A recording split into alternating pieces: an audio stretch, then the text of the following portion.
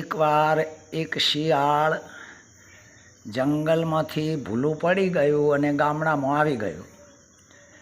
ગામના કૂતરા એની પાછળ પડ્યા એટલે બીકમાં ને બીકમાં શિયાળ નાઠું ખરું, પણ રંગાટી એટલે કપડાં રંગવાવાળાના રંગનો જે કુંડો હતો એ એક રંગના કુંડામાં જઈને પડી ગયો. ઝડપથી કૂદકો મારીને બહાર તો નીકળી ગયું, પણ આખા શરીર ઉપરનો રંગ બદલાઈ ગયો અને પેલો કપડો રંગવાનો રંગ છે એવું શિયાળ રંગીન બની ગયું. હવે પોતાનું શરીર આજુબાજુ જોયું તો આખું શરીર બદલાઈ ગયેલું. એણે વિચાર કર્યો કે હવે મારી નાતવાળો તો મને સંઘરવાનો નથી. બધાને ખબર પડે છે કે આ આપણા મોંનું છે પણ આપણા જેવું દેખાતું નથી. એટલે એણે બે પક્ષોથી, કૂતરો અને પોતાની જાત શિયાળમાં, બેથી બચવા માટે પોતાની બુદ્ધિનો ઉપયોગ કર્યો અને બધા શિયાળવાને ભેળા કરીને કહ્યું. પેલા લોકોએ પૂછ્યું કે તમે કેમ એટલા જુદા રંગના એકલા જ છો? તો એને બુદ્ધિના ઉપયોગે કહ્યું કે મને ભગવાને મોકલ્યો છે.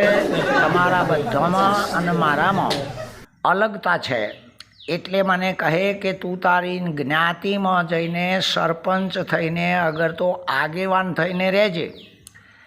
એટલે હું કહું એમ તમારે બધાને કરવું પડશે.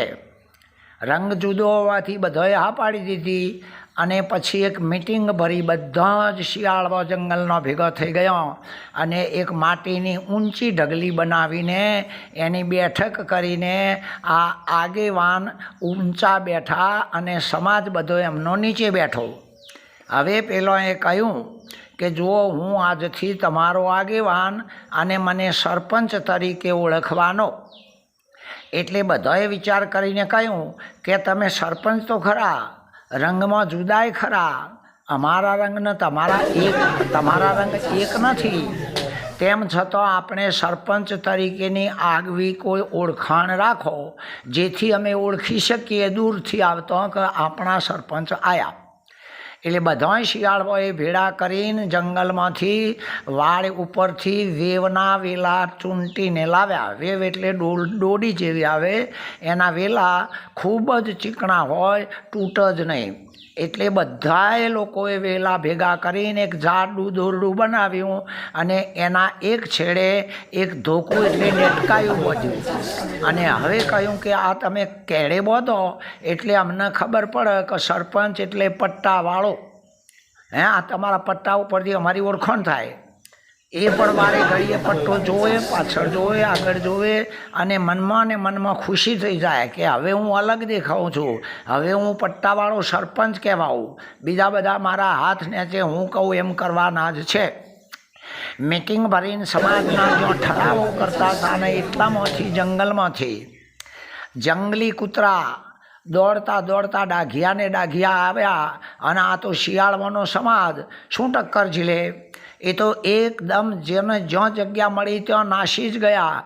અને આ બધું જોઈને પેલા બનેલા સરપંચ એ પણ દોડ્યા તો ખરા અને દોડતો એક થુવરિયાની વાડમાં નાની ચક એક નેળ આવી, ગળીને જવું પડે નીચા નમીને, એને નેળ કહેવાય.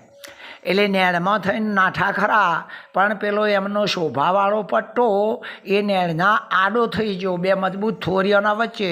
એટલે સરપંચ તો ભરાઈ રહ્યા, પટ્ટો છોડતો નથી. એટલી વારમાં પેલા કૂતરા, જંગલી કૂતરા પહોંચી વળ્યા ડાઘિયા અને એમને ચારે બાજુ વળગી પડ્યા અને બુમરાડ પડાવવા માંડ્યા. પેલાએ ઘણું બળ કર્યું પણ પટ્ટો જ છૂટતો નહોતો.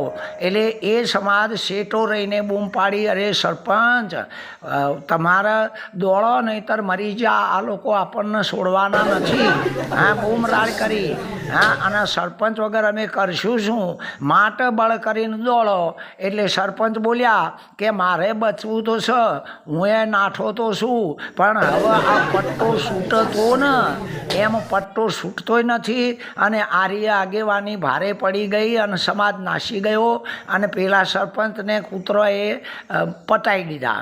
કહેવાનો અર્થ એ છે કે પોતાની ઘરની સેવા અરે પૈસે ટકે સુખી અને સમાજની માન્યતા અનુસાર જેને પ્રસન્ન પડે, જેના ઉપર વિશ્વાસ પડે, જે કાર્ય કરી શકતા હોય અને સમય સૂચકતા વાપરી શકતા હોય એવા કદાચ આગેવાન બની શકે.